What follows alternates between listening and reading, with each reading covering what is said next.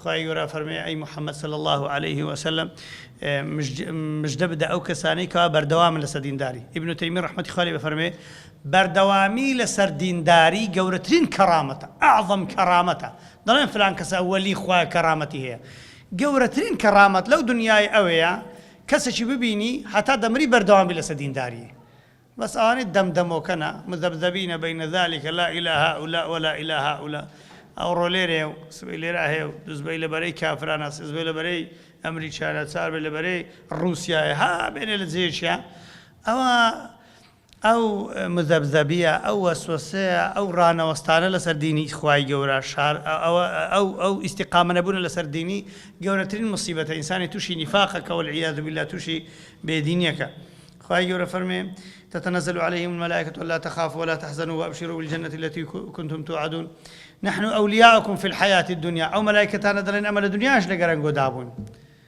نحن أولياؤكم في الحياة الدنيا وفي الآخرة ولقيامة شهل قرتان دادا بين لميدان محشرش ولكم فيها ما تشتهي أنفسكم برون بهشتش هرتي حزبك لو بهشتهي ولكم فيها ما تدعون هرتي داوا بكن خواي گەورەتان دەتێ ئەوەی کە نەفسشتان حەزی لێبی داواشتان نەکردی بەس نەفستان حەزی لێبی داواش نەکەن خدا دەتان داتێ.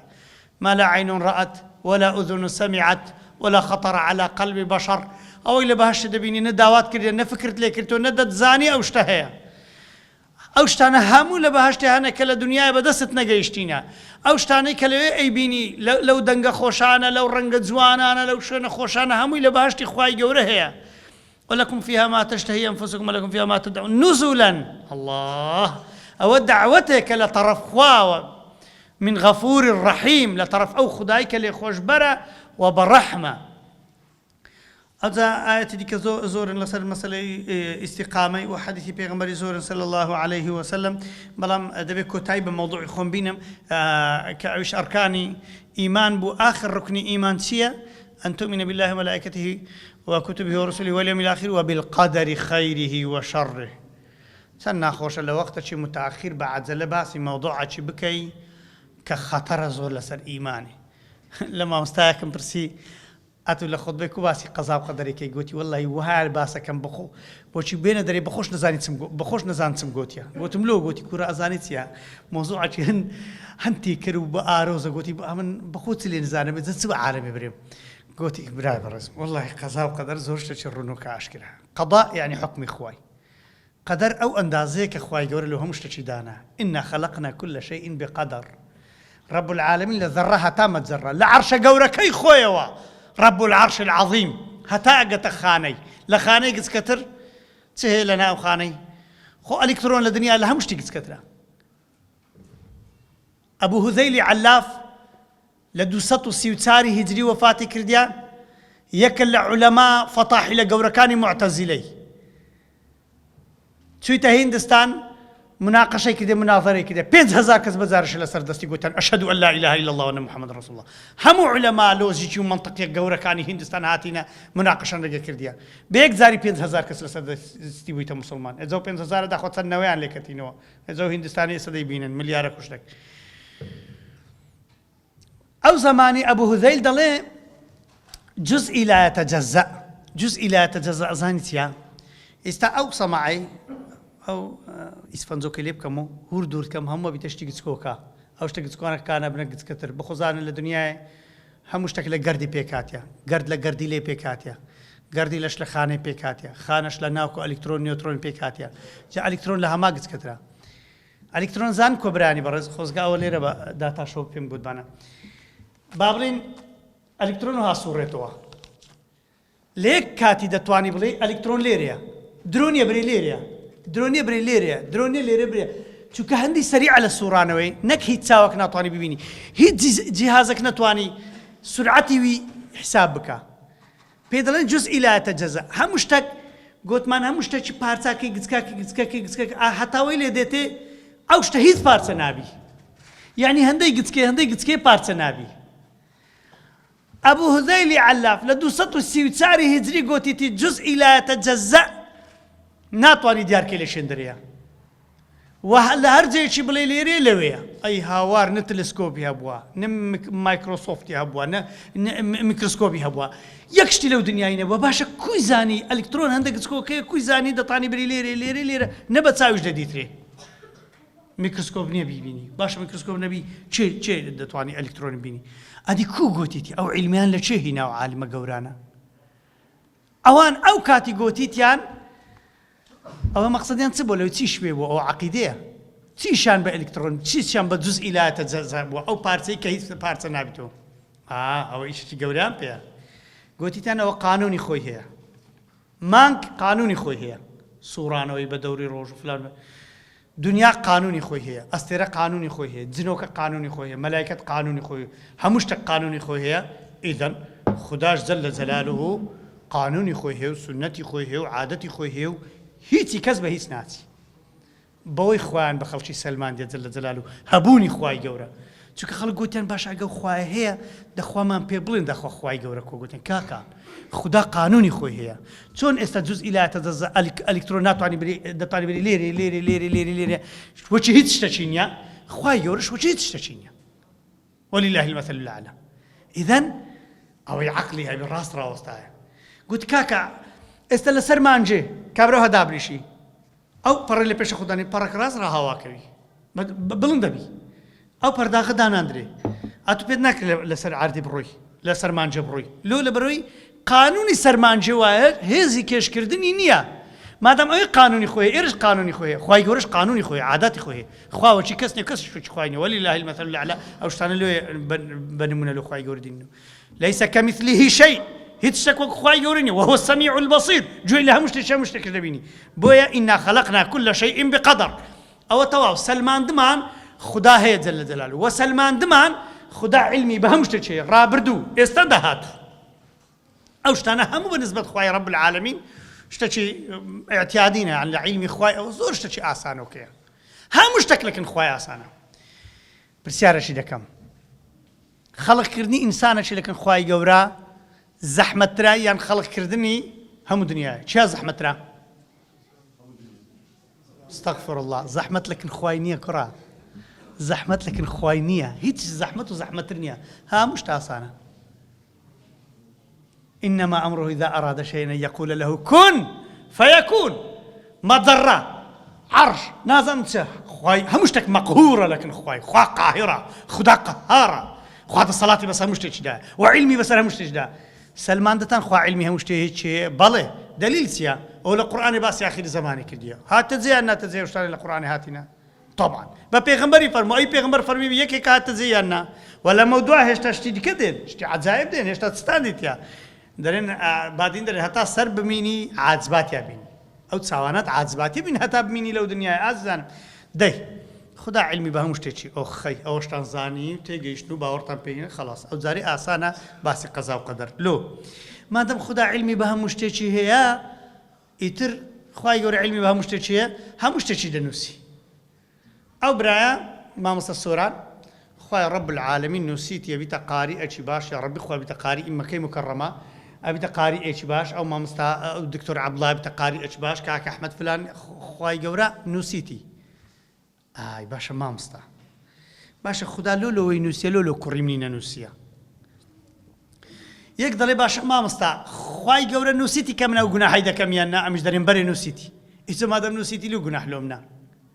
ئەدی گوناحەکە لۆ دەنووسرێ زۆر چاکە جوان جۆراگرن کورە ئەوە گەلک خەتەرە بەو خدای لە ئاگری خەتەرترە عالمەشی زۆر بۆی کافر بووە پەنا بەخوای گەورە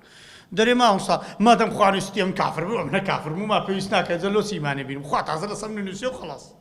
ولا تطع من أغفلنا قلبه عن ذكرنا واتبع هواه وكان أمره فرطا أو سورة بيدرين قاسم بشتشن لبري خوا فرميتي بجو كسانا نكنواني أما غافل ما انكردينا واتبع هواه خوا فرمي أمن غافل مكردين يعني خوا إيش غافل كردي تاسس لكي عزيزان وبرزان خدا عدالته عدالة مطلق هر إخوة جل جلاله باشا خواي جورا ديزانية تقناه كي يعني نيدزاني أو برسيارتان لدكم خواي جورا أجا نزاني ديار إخوانيا حاشا استغفر الله يك خدا علمي هي همش دزاني ديزانية تقناه كي يعني نيدزاني جواب دنو ديزاني يعني نيزاني تەواو مادەم دەیزانی ئەگە بشنووسی چییە خۆ نووسینێ خوای گەورە وەی لە تو نەکردێتەوەی شێ بکەی مامۆستایەک تەشبیه نەبی ولله المەثل الأعلى ئەگەر بزانی تەڵەبەک ساقط دەبی لە مەکتەبێ لە ئێستا بزانی کاکە ئەو تەڵەبێ وەڵڵی لە بیداەتی هاتی ساریە نازانی نووسی دار ئەمن گچکە بووین لە مەکتەبێ منداڵە چەندیا بوو مەکتەبێ مامۆستا بە بابەکەی گو وەڵڵا بەس بزانی لە نووسی بەس بزانی سەری ساڵەوێ گو بەس دارم لەو زانی بۆ خوای نازیحی دەکەم هەلە بیدات گوتەنەوە ساقیتە باشە مامۆستا تەشبیه نەبی ولله المەثل الأعلى مامۆستاوەی لەو کوڕێ کرد ساقط بیان بەخۆی تەمبەڵ بوو ها کەواتە کە مامۆستا نووسی ئەوە ساقیتە نووسینی مامۆستای وەی لێ کردیە یان تەمبەڵی خۆی کەواتە خوای گەورە دەیزانی ئەتو گوناهێکەی لێ نووسی بووی ئەو کابرایە گوناهێکە بنووسن لەسەری ئەمن عیلمم هەیە زانم ئەوە گوناهێکە ئەزانم ئەوەیە کوژی لەسەری بنووسن یعنی خەتایە نووسینەی نییە خوای گەورە ئەو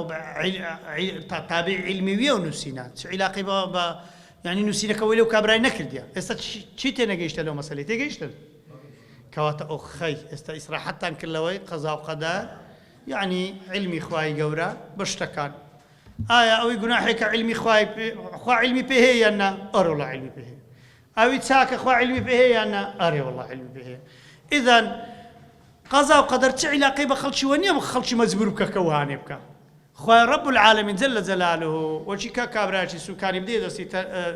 سویچی بدێ دەست برێ بڕۆ لە خۆ حەزکی خۆ دەگەری باە خوارێ حەزکی لە خۆ لە زادێ بڕۆ خوای گەورە قووەتەکەی دایتە تو دنیا ئیمتیحانە ئەگە بە خورتی هیداەتی دات و هینای مزگەوتێ ئەوهی بردی کافری کردی مسلمان کرد هەنجوارێ باشەوە کۆبیەوە دنیا ئیمتیحانە ئەتۆ بینی لە پێش چاویت و ئەو هەموو باروتیان بەسە سووریەیدا کرد بەسە فەڵەستینیاندا کرد ئەو هەموو خەڵکیان کوشت لە بۆڕمای ئەو هەموو عالەمیان کوشت باشە خوددا لۆ تەداخل ناکرد کاکە ئیمتیحانە ئیمتیحان بەڵام یەک شتان پێ بڵێم هەر کاتە خوای گەورە دیتی کافر بەسە مسلمانە مسەڵەتە بن مسلمان لا حول ولا قوة إلا بالله هیچ شتێکیان نەما یەکسەر خوای گەورە بە خۆ تەداخلەکە ناڵی دین لە ناو بچی ئەگەر نا دنیا جێ ئیمتیحانەیە جوولەکەت بخوێنی کولیە طب دینی مسلمانەکەش دوعا بکە و ناخوێنی لە مەعادش وەرناگیرێ بە پەنجاش ناجێناگە قانونی خوایە خوای گەورە قانوندانە لە خۆ دنیا ئیمتیحانە بخوێنن چێ دەخوێنی ناجح دەبی چێ ناخوێنی ساکت دەبی خلاص ئیتر بەڕێزان و خۆشەویستان ئیمان بەهەقی فەرمێ ما من قلب إلا بين إصبعين من أصابع الرحمن إن شاء قامه وإن شاء أزاغه هەموو دڵەکانش لە بینی دوو پەنجەی خوای گەورەدان جەلە جەلالو خوای گەورە تەقەلوبات و گۆڕانکاری پێ دەکا بەس خوددا زوڵمێ لە کەس ناکە هیچ خۆدا دەزانێ ئەو کەسە چییە کابراەک شەو ڕۆژ عیبادەت بکە بیبەتە جەهەنەمێ خوددا هەر عادیلە کابراەک هەموو ڕۆژێ بێدین بیبەتە بەهەشتێ ناتوانێ بێ خوای گەورە ئەستەغفیرڵڵا زوڵمت کردیە خوددا شتی وا ناکە بەڵام دەبێ قەت زمان درێژی بەرامبەر خوای گەورە نەکەی قەت چونکە تو هیچ لە عیلمی خوای تێ ناگەی هیچ لە دەسەڵاتی خوای تێ ناگەی هیچ لە حیکمەتی خوای تێ ناگەی ژنێک منداری خۆی بەخێو کرد هەتا جاحێری کرد هاتە سەر ژن لۆینانێ سیارەکەی دامرد ژنەکەی هەتا قووەتی هاوارێ کرد هۆ خودایە ئەرێ کەس نەماوە لەو دنیای نەکوژی لا کوڕی من نەبی ئەستەغفیرڵڵا دایکەکەم ئەتوو بەواستەی ئەو کوڕێ بچێ بەهەشتێ باشترە لەوەی ئەو کوڕە ژنی هینا بۆ سەد منداری بە دەورەمەندی هەموو دنیا بەس کافر بە سوبات زانەمێت چوبەت بەواستەی وێت سوبای زانەمێ مصیبەتك لە خواد نێزی کاتۆ هەزار قات باشترە لەو نیعمەتێکی کە بەرەو جەهەنەمت ببا پەنا بە خوای گەورە دەستکاری ئیشی خوای نەکەن لا يسأل عما يفعل خوا پرسیاری لێ ناکرێت جەلە جەلالو لەو ئیشەت کرد هەرچی هاتەڕێت لەو دنیا بڕی خێری تێدا بەس ئاگات لێبی لە تەمبەری تو نەبی لە خراپەی تو نەبی ئەگەر لە تەمبەری و خراپەشت بوو برێ ئینشاڵڵە چاچی دەکەم ئینشاڵڵا ئەوەش خێرش تێدا ئیتر ئەگەو هەژیای مرتاحە بی ئەدی باشە یعنی خوددا پێی خۆشە کافر بێتی قەزا و قەدەرە کافرە قەزا و قەدەر یعنی علمی خوای حکمی خوای ئێ خوای گەورە حکمی لەسەر داوای کافرە هەیە مسلمانە خوای گەورە تەداخلیان ناکە لێیان نەگەڕێ پێغەمبەریان لۆ نێری کتێبیان لۆ نێری موسیبەتی لۆ دێن مشکلەی لۆ دێن لۆی بگەڕێتەوە چی نەگەڕێتەوە چی لێ بکەتە خوای گەورە لێ گەڕێ بەڵام ولا يرضى لعباده الكفر خوا بە کوفرێ ڕازی نییە وإن تشكروا يرضه لكم شکرانەی بکەن خوا لێتان ڕازی دەبی لۆیە پێغەمبەر صلی الله عليه وسلم لەبەر حەدیثی ئیمام بەیهەقی فەرمووی باسمان كر پیغمبر صلى الله عليه وسلم فرمى اللهم يا مقلب القلوب اللهم يا مقلب القلوب ثبت قلبي على دينك اللهم يا مقلب القلوب ثبت قلبي على دينك دايك عائشة فرمى يا رسول الله صلى الله عليه وسلم أتلو هند دعائك خواي جوري دلت راجر كلا سوديني فرمى عائشة دلي من لبيني دو بنزي رب العالمين يقلبه گۆڕان کاری بەسەر دادینی سەراوبنی دەکا کەیفێشە خوا کوبیەوێ جەلە جەلالو ئەم نەترسێن بەلای خراپەیدا بڕۆ خوا نەخواستە